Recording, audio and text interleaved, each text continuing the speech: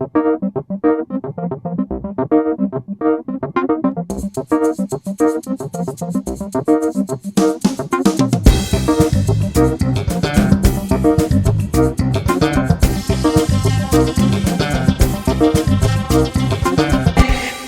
back, everybody. Well, on my way up today, of course, there was another incident on the road. Saw a couple of cops up here and had a car pulled over, and then I realized the car kind of pulled over on its own. That doesn't look good. Oh well. Anyhow, today we have with us Mr. Ramos from My Adventure YouTube channel, My Adventure. Check him out. He knows a lot. So I have him up here to help me out with these samples that we pulled out of a mine that he had spotted up here. We're going to test them out and see what we can get. First we need to crush up the samples. We're just taking a good looking piece of the sample and crushing it. We're not going to run the whole sample yet. So we need to get an idea of what's there. I like his method there. He's got real good technique with that crusher. Okay.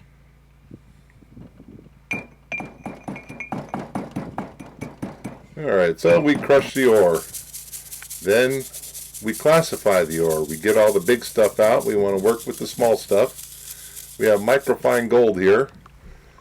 So then we pan the ore, pan our sample, get all the silt and dirt out of it. Those ones, it's a pyrite. He's pointing at the little floating pieces, the pyrite.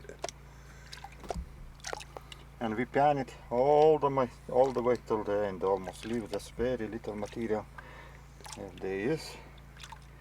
So we get it all panned down to where we just got a very small sample to deal with. Always goes in the bottom. Don't want to use up a bunch of acid just to get an idea whether or not there's gold.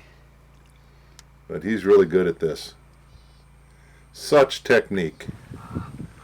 Next we put it in a round bottom flask so we can look and see the bottom layer of the material and see if we can see any small pieces of gold in there.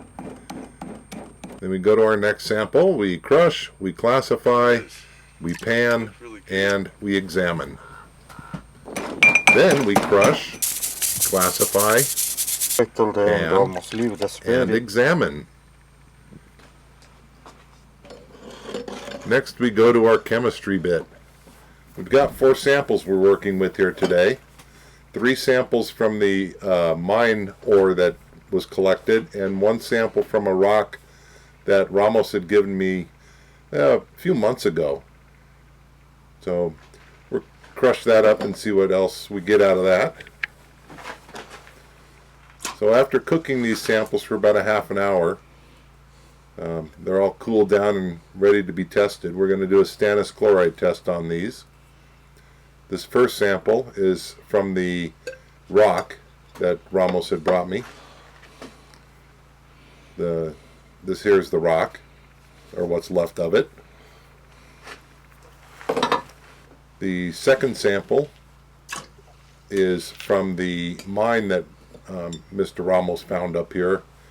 It's not on my property, but I believe it's not in National Monument territory, so we may be able to claim it. We'll have to see whether or not it's productive.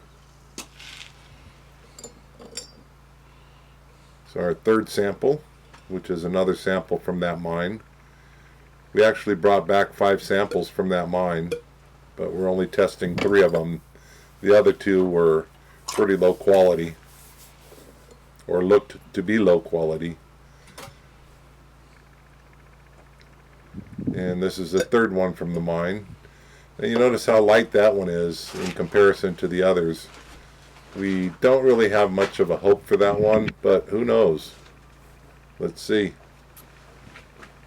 Yeah, we put in 2 drops and we got a bit of a color change. That's a good. Let's dose up the other ones and see what we get. Yeah, that one shows a good color change. Kind of red. We're looking for purple. More along that lines. That's a good sample. This is from the rock. Oh wow, that one's really good. That rock's got a lot of gold in it. So we'll have to take care of that one and crush it up and sort it out. So there's our 4 samples. Hey, where'd our gold go? The first sample, the purple went away. It's just a little bit in the left. Let's put some more stannous in there. There's our purple again, but it keeps going away. Oh, I didn't denox this. So even though I put stannous in there, the nitric acid is eating up the gold again, putting it back into solution. So we need to put some denox in here. We're going to use sulfamic acid. We'll stir that around a little bit. Put stannous chloride in, and now it's staying. Great. Okay. So yeah, we just didn't denox it, so we had a disappearing issue there. Now this is the rest of that rock that I had ground up. I put it through my chain flail mill, but last person that used it didn't clean it out, so it had a bunch of crap in it. So we're going to have to filter this and hope we can get a clean solution. It looked like there was a rat nest in it or something, but we're pulling it through. Got a good vacuum on it. It's going slow, so you know there's a lot of garbage in there. But we got a good clean liquid out of it going through that filter one time. So we'll use this and see what we've got. Do a spot check on it. A little stannous chloride. Let's hope for some good stuff. Oh yeah, we got to denox it. If you don't denox it, it'll disappear on you.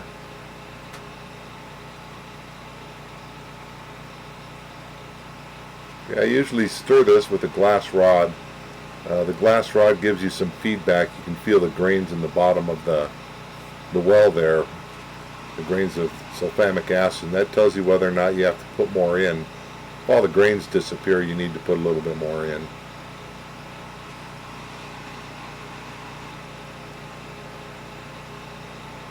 And here's our test. Well, there should be something there. Let's help it out and give it a stir. It's starting to turn. Just a little slow on reacting. There we go. There's some purple. So that rock, even though it went through that rat's nest and all the other garbage that was still in the chain mill, I finally got it out. I got it cleaned out.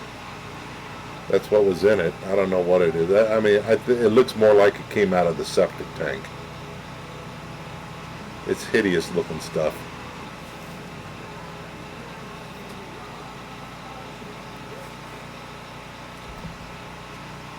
So we're going to take our individual samples, our test tube samples, and filter them out.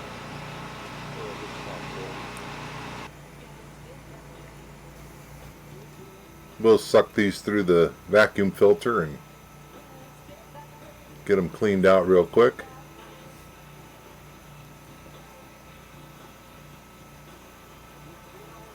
Now this is the sample from the rock, the first sample from the rock that I did. We've tested it. It's very good with gold. Has a good level of gold in it. Now on this first filter, it came out kind of murky. Wasn't quite happy with that. That's all we got out of the solution, but the solution is still a little bit murky. So what we're going to do is we're going to run it through again using the same filter. Since that filter is a little bit plugged up, it'll filter better the second time around, and we'll see what we get. You really want to get a clean solution before you precipitate, so you don't wind up with a bunch of garbage in your gold.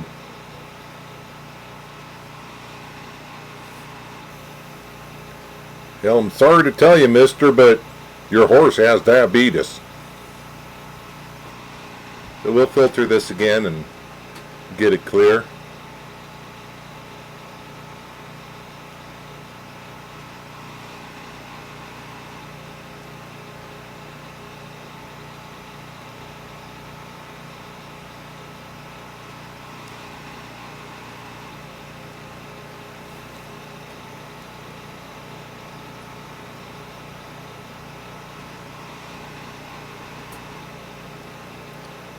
Alright, well that didn't take long to pull through. And we have a real nice clear solution now. No more orange juice looking stuff. So what I'm going to do here, something a little unconventional. I'm going to precipitate this gold out of solution using stannous chloride. There's not enough there to actually bother with doing an SMB precipitation. So we're going to put stannous chloride in there. That's going to precipitate our gold out as gold chloride. And I'll store that with the rest of the gold chloride I have. Once I get enough, I will redissolve it in aqua regia and precipitate it with SMB and get a large amount at one time, rather than dealing with small amounts that I might lose easily.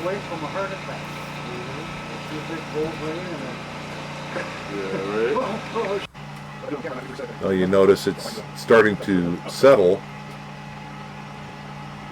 and once it settles, I will take a test, do a stannous test on the clear liquid and see if we have any residual gold still in solution. This other solution is a fractional part of that toilet water solution that I had. We're going to do the same thing here and put not SMB. We're going to use stannous chloride and precipitate that. Here's our test of the liquid that's in the first sample that we already precipitated with stannous chloride.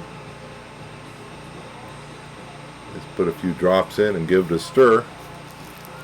See, it's starting to turn.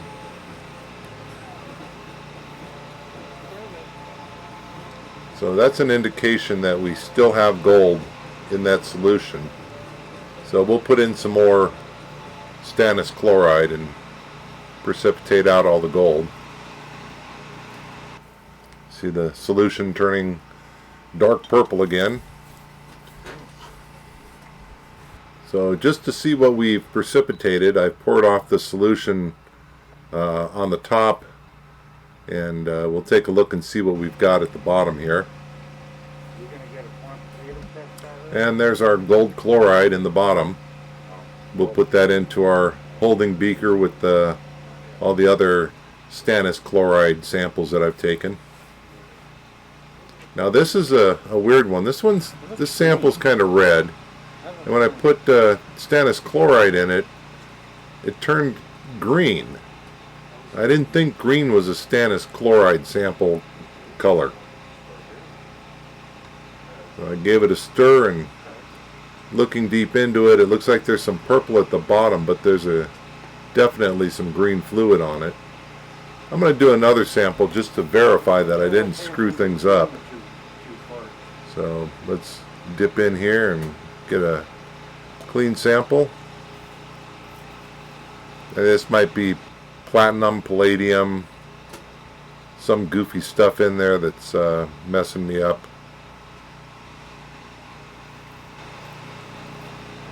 But yeah, we get kind of a purple color at the bottom starting off, and then the solution turns green. So if anybody knows what green means in stannous chloride terms, please let me know. Well, back to the tractor. I took this cylinder off of it, and in doing so I grabbed it wrong and it burped up hydraulic fluid all over my shoes and my leg. But that's part of the trade. So to get the brackets to fit properly, I need to cut these standoffs down so they're only a 1/4 inch thick. Being South Korean tractor, everything's in metric, so this is a few thousandths oversized, making it too wide. So I need to grind this one down and the one just on the other side of the framework there.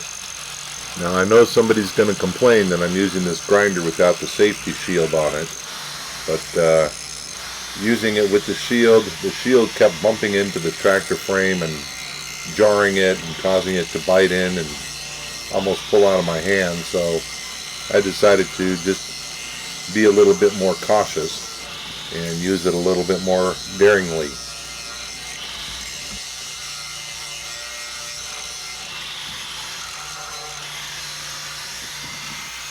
Alright, let's mic it out. Yeah, that's perfect. Alright. Our brackets will fit. And here are the brackets hanging on the cylinder. Now all I have to do is learn how to weld and we'll be set. So, we've found gold. The tractor's getting closer to being usable again. And by usable, I mean digging gold. So until next time, see ya!